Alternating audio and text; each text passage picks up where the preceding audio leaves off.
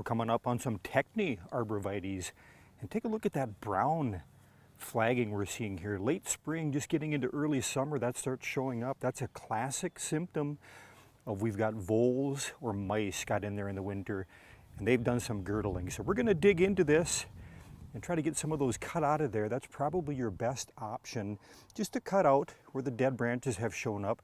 That's going to create a little bit of a void, but that'll allow the fresh growth that's still alive to fill in those pockets. Now, we got off pretty easy on these. Look at these you see here. Man, they're just like almost 50% gone on these Arborvitaes that got hit so hard. Your same option applies. You just have to go in and prune out the dead growth. And if you're willing, you're patient, that will fill in over time. The other option, depending on where you've got it planted and the effect you're looking for, this is kind of in a public area, the option might be you're just going to have to take it out. Now, these Technies were planted about 5 to 7 years ago to create a screen for the propane tank. And it's just devastating to get this kind of damage because you wait so long for the plants to do what you want them to do, and then bam, you get rodents, disease can come in, insects. But that's part of gardening. You learn to accept it. You just have to, and you just kind of roll with the punches.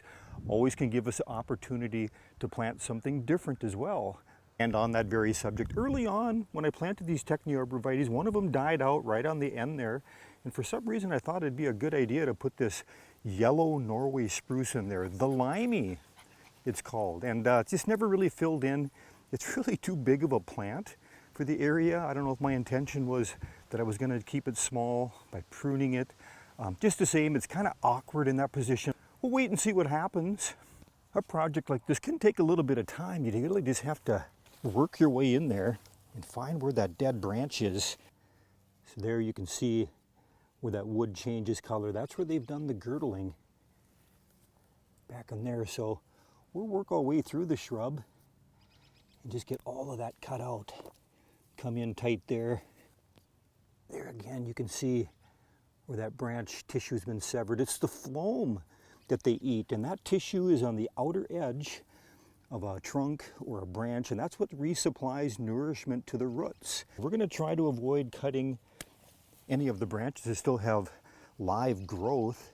But there you go. That's surprising. This is actually, there's just a little bit of girdling on one side, and typically it has to be severed all the way around for that girdling to cause this dead growth. So perhaps we just had some winter kill in here also. We had snow, 3 to 4 feet this year. It was high up on these branches.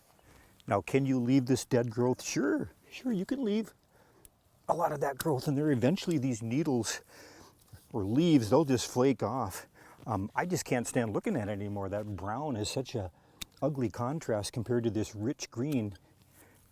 It's also a really common thing for the Arborvitaes to do a lot of natural shedding. If you look closely down below here, over time, it's just a natural shed on the inner branches that aren't getting as much sunlight. It's important for the plant because they self-mulch themselves. It's also going to add the nutrients back into the soil that plant has pulled out of the ground over time.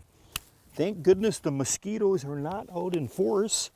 We just had about 3 to 4 inches of rain, so I would imagine in a couple weeks we're going to have our fair share of them little buggers. You can wiggle that branch a little bit. It'll kind of signal to you how much damage is on the whole thing. You can see that whole thing's gone. So we're going to go back to the next lateral, all the way back if we can, of rabbit droppings as well. There you can see the small little turds, let's call them, the little rabbit droppings. So they were part of the problem here too, feeding on some of this branches for nutrition. They got to have their share, they got to survive. And I'm thankful that on the back sides where we've got probably the worst damage, but that'll allow this growth that's still okay to fill in that void more quickly. Yeah, we're getting close in here. Just a few more branches on the inside, and I think we'll have this baby wrapped up. Yeah, the Arborvitae group, there's a lot of different shapes, sizes, colors, so many different options. And one of the other great things about the Arborvitaes, they'll tolerate kind of a filtered sun or even a semi-shaded area. So they'll take full sun, but if you've got that situation where you want an evergreen, tolerate shade, at least in our area, we're in the northern Great Plains here, then Arborvitae is a great way to go. Yeah, that's not much to clean up at all. I expected I was going to have some bigger branches in there.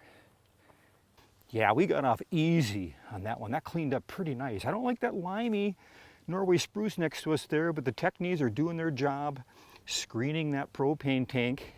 All in all, they look pretty good.